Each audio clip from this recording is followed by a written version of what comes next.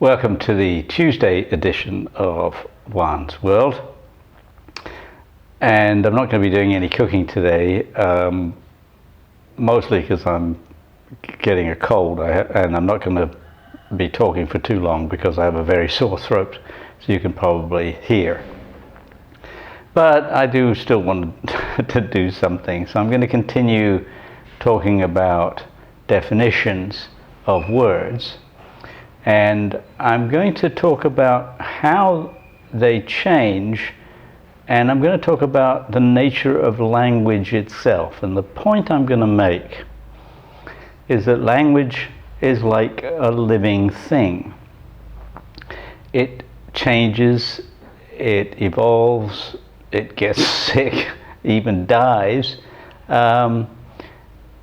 Obviously, talking about language as a living thing is a metaphor, but it's an important metaphor. And it's a metaphor with a lot of ramifications. So let's get started down that path.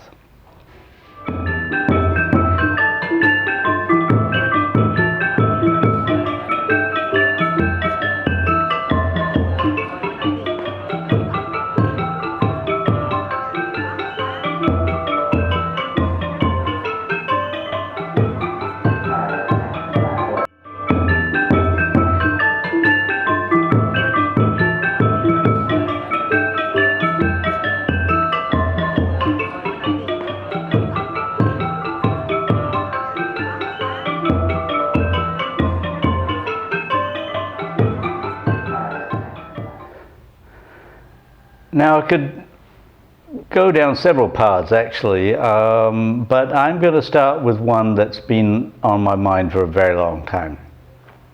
I have a very old friend from my secondary school days who was a theatre critic for a long time, writer.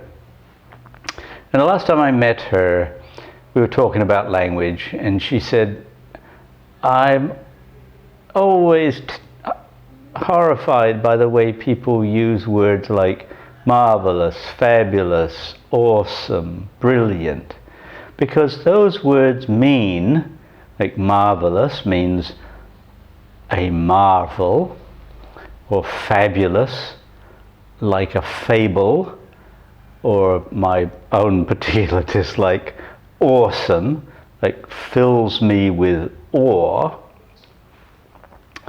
And she was arguing that they've lost their power because people don't use them with their etymology in mind. Now I understand that about awesome. Let's take awesome for a little bit. I remember I think it was the Datsun ZX had a commercial on television maybe in the 70s, don't exactly remember. It was still Datsun before it became Nissan. And they showed it doing all kinds of wonderful things. And then the announcer came on at the end and said, the Datsun ZX, it's awesome.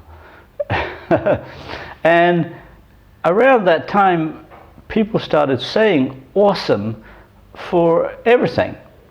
That meal was awesome. That guy is awesome. And just used it endlessly,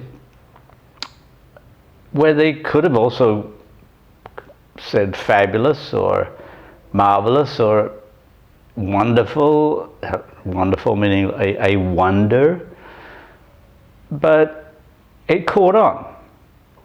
Now, why did it catch on? Then the answer is nobody really knows, because language is a thing unto itself. Some words catch on and some don't. And they don't catch on because we want them to, or because any particular individual wants them to. They have a life of their own. The technical term is sui generis, that it means it generates itself. Well, I don't know about exactly generating itself, because it can't generate itself without humans being a part of the process. But how certain words just become all of a sudden the word of the day is impossible to really understand. I remember a time, I think it was the 70s, might have been a bit later, when gnarly was a word that meant really good, or tubular, and if you used those terms now, people either wouldn't understand or they would date you, just like if you say, oh, that's cool. I mean, that probably dates me into the 1960s. And then there are other words that have lost their original meaning for reasons I don't quite understand. I'm like the word moot.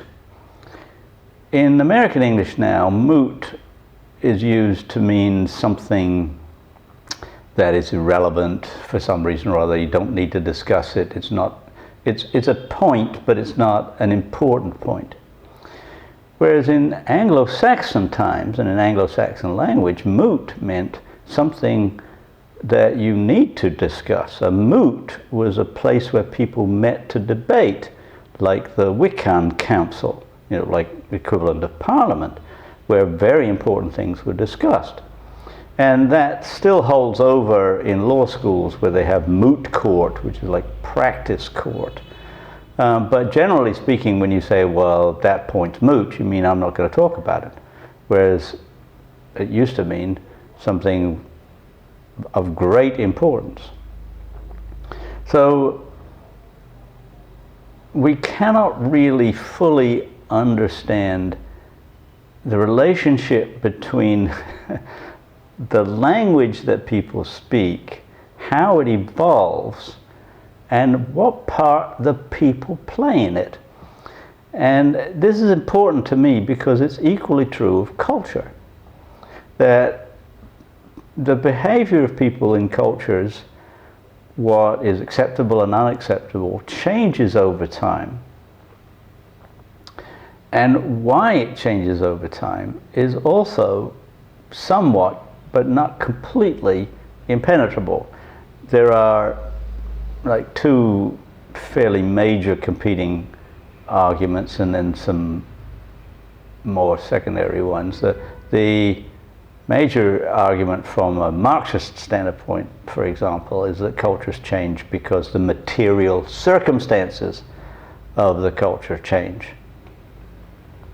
And that's known as materialism. And then the opposing point of view from Max Weber is that ideas change, and when ideas change, then cultures change. Well, why do ideas change? It's the same question as why words change, why vocabulary change, why even grammar changes over time.